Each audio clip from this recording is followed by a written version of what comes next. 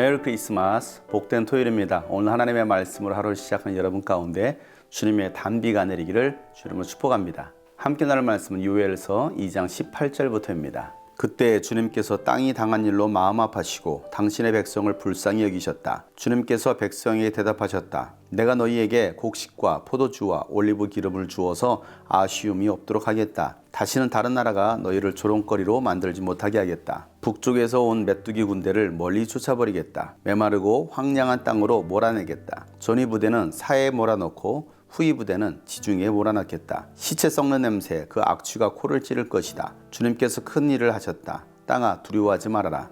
기뻐하고 즐거워하여라.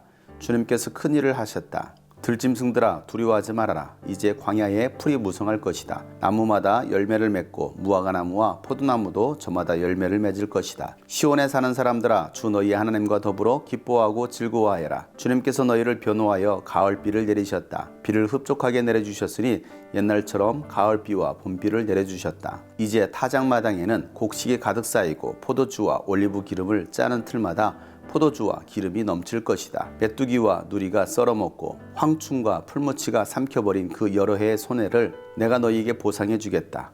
그 엄청난 메뚜기 군대를 너희에게 보내어 공격하게 한 것은 바로 나다. 이제 너희가 마음껏 먹고 배부를 것이다. 너희에게 놀라운 일을 한 주 너희의 하나님의 이름을 너희가 찬양할 것이다. 나의 백성이 다시는 수치를 당하지 않을 것이다. 이스라엘아 이제 너희는 알게 될 것이다. 내가 너희 가운데 있다는 것과 내가 주 너희의 하나님이라는 것과 나 말고는 다른 신이 없다는 것을 깨닫게 될 것이다. 나의 백성이 다시는 수치를 당하지 않을 것이다. 그런 다음에 내가 모든 사람에게 나의 영을 부어주겠다. 너희의 아들 딸은 예언을 하고 노인들은 꿈을 꾸고 젊은이들은 환상을 볼 것이다. 그때가 되면 종들에게까지도 남녀를 가리지 않고 나의 영을 부어주겠다. 그날에 내가 하늘과 땅의 징조를 나타내겠다. 피와 불과 연기 구름이 나타나고 해가 어두워지고 달이 핏빛같이 붉어질 것이다. 끔찍스럽고 크나큰 주의 날이 오기 전에 그런 일이 먼저 일어날 것이다. 그러나 주님의 이름을 불러 구원을 호소하는 사람은 다 구원을 받을 것이다. 시온산 곧 예루살렘 안에는 피하여 살아남은 사람이 있을 것이라고 주님께서 부르신 사람이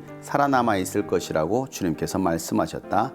아멘. 이스라엘 백성들이 이방 민족에 의해서 예루살렘이 무너지고 유다 백성이 포로로 끌려가며 수치를 당한 이유가 어디 있습니까? 그들이 하나님을 떠난 것이었습니다. 하나님의 법을 무시한 것이었습니다. 하나님께 교만하고 불순종하여 죄의 결과로 심판을 받게 된 것입니다. 죄는 수치스럽게 합니다. 죄가 발각되고 나면 사람들은 수모를 당하고 수치를 당하게 되어 있습니다. 요즘 뉴스를 보면 자신들의 죄가 드러나서 수치스러움을 당하는 일들을 많이 보게 됩니다. 이와 같이 죄는 사람을 수치스럽게 하는 것입니다. 하나님은 이스라엘 백성들의 죄를 다 알고 계셨습니다. 저와 여러분의 죄를 하나님은 다 아시는 것입니다. 하나님 앞에서는 누구도 죄를 감출 수가 없습니다. 모든 죄가 드러났을 때에 그 죄로 인하여 수치를 당할 수밖에 없는 것입니다.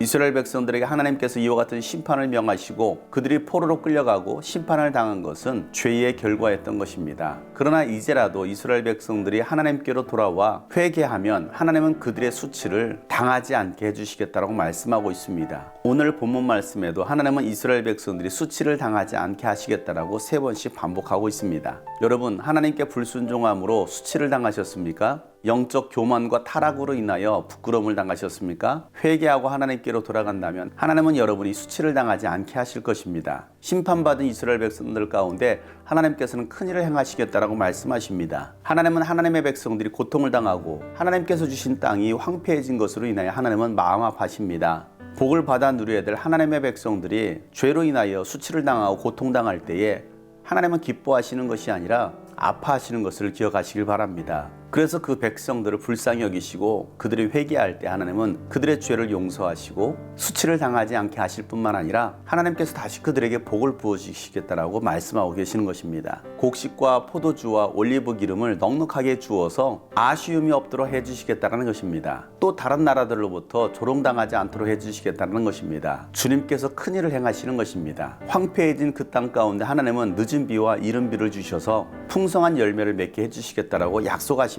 다시 회복시켜 주신 하나님께 우리가 어떻게 해야 되겠습니까? 하나님을 기뻐하고 찬양해야 되는 것입니다. 하나님과 더불어 기뻐하고 즐거워하는 사람들이 바로 하나님의 백성인 것입니다. 비가 내리지 않는 땅 가운데 하나님께서 비를 흡족하게 내려주시겠다라고 말씀하십니다. 여러분 10년 가운데 하나님께서 은혜의 단비를 흡족히 내려주시기를 축복합니다. 여러분이 섬기고 있는 교회 가운데 공동체 가운데도 하나님께서 이른 비와 늦은 비를 내려주시기를 축복합니다. 이와 같이 하나님께서 큰일을 행하심으로 이스라엘 백성들을 축복하시고 회복시켜 주셨을 때에 이스라엘 백성들은 하나님이 그들과 함께 하신다라는 것을 알게 될 것이라는 것입니다. 그리고 그 일을 행하신 분이 바로 우리 하나님이라는 것과 하나님 말고는 다른 신이 없다라는 것을 알게 될 것이라고 말씀하고 계십니다. 사랑하는 여러분, 여러분들이 큰일을 행하시는 하나님을 알기를 바랍니다. 그 하나님이 바로 여러분의 하나님이십니다. 이 땅 가운데 하나님 같은 분이 없습니다. 하나님 외에는 다른 신이 없습니다. 그 하나님을 알 때에 우리가 더 이상 수치를 당하지 않게 되는 것입니다. 그런 다음에 하나님은 모든 남종과 여종 가운데 하나님의 영을 부어주시겠다라고 말씀하십니다. 아들, 딸들은 예언을 하고 노인들은 꿈을 꾸고 젊은이들은 환상을 보게 될 것이라고 말씀하고 계십니다. 그때가 되면 남종과 여종 가리지 않냐고 하나님의 영을 부어주시겠다는 것입니다. 오순절날 성령이 임하셨을 때 베드로는 이 말씀을 가지고서 설교를 했습니다. 그렇습니다. 회복된 심령 가운데 하나님은 성령을 부어주십니다. 우리가 영적으로 건강하게 신앙생활을 하려면 우리는 성령을 받아야 됩니다. 성령의 충만함, 성령의 기름 부으심이 있어야 되는 것입니다. 성령의 충만함을 받을 때에 우리가 예언을 하고 환상을 보며 꿈을 꾸게 되는 것입니다. 우리는 혼탁하고 영적으로 어두워진 세상 가운데 살고 있습니다. 정의가 사라지고 공정이 없는 이 시대 가운데 우리가 살고 있습니다. 신앙마저도 위협을 받고 있습니다. 이런 시대에 우리가 어떻게 이겨낼 수가 있겠습니까? 오직 성령이 아니고서는